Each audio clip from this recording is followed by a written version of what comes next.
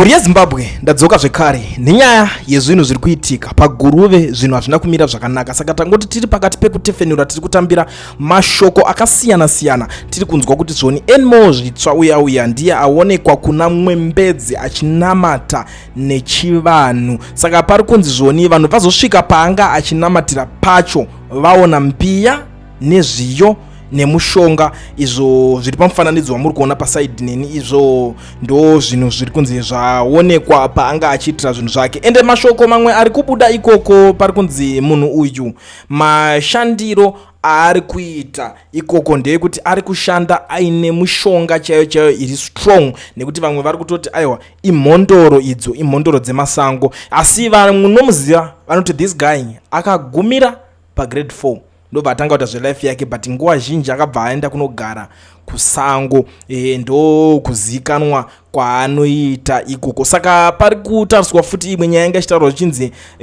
pavanhu vambotarisa mamezhero, vambozama kumezha nhano yemamhanyiro anga achiita, panga pachipimwa mameters anokwana iwo kuita mana, kureva kuti 4 meters paanenge achimhanya. Nekuti pari kunzi ukada kutarisa kucheuka kunangovarairwa muri pakati pekumhanyisa amuzotomboone kuti afamba sei, nekuti mbiri yake ndeye kumhanya. Ende vamwe vari kuti chero pamukada kuyamba kuti mupfure nepfuti pane nekuti sofa kwaenda mauto atoo paground, mauto vari kutomutsvaga zvisingaite, vari kutenderera, vari kuita kugarira mumasango imomo. So pari kunzi kuda kumutsvaga nekuti kuda kumupfura hanzi zvakafanana nekuti munenge muchida kupfura mhepo.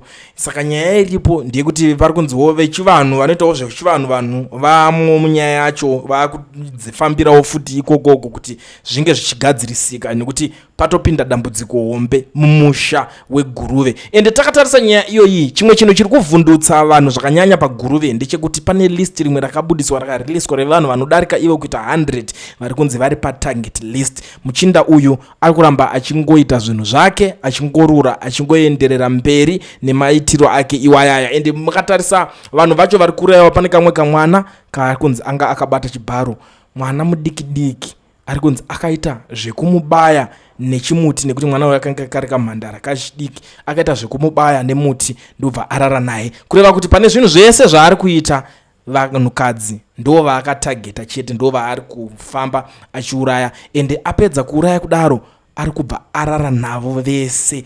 Saka ari kunzi akarara navo ouraya, achingoita achingodaro. Ende ari kunzi the way yaanosiya akaradzika munhu iye waanenge aitira izvozvo ingori imwe chete iyoyo. Saka pane zvinhu zvese zviri kuitika pari kutarisirwa kuti angange achishanda nechikwata chevakati one day, nekuti zvinhu zvakadai so izvi hazvisi kungoitika nje. Ndo mamwe emasituations ari papapa zviri kunzi hazvisi kungoitika just like ordinary things. Zvinhu zviri kuitika zvokunzi zviri extraordinary, zvine masimba spiritual mukati. Ndo nyaya iri kungopomedzerwa ipapapa iri kutaurika, nekuti zvinhu zvese zvazotanga kubuda mushure mekunge vanhu vachikweshena kuda kunzwisisa, kubvunza kuti inzvimbo iyi zvaine mapurisa 1 mukutaura iri kuti mapurisa havana that effort, havana simba rekukwanisa kuhandla this kind of situation. Ndo patanga kubuda information yakaita seiyi kuti munhu wacho anotoshanda type dzemhondoro chaidzo, and the way yaari kumhanya yacho haina kumira moshe. Kune chikwata chimwe chiri kunzi chakuzobatwa,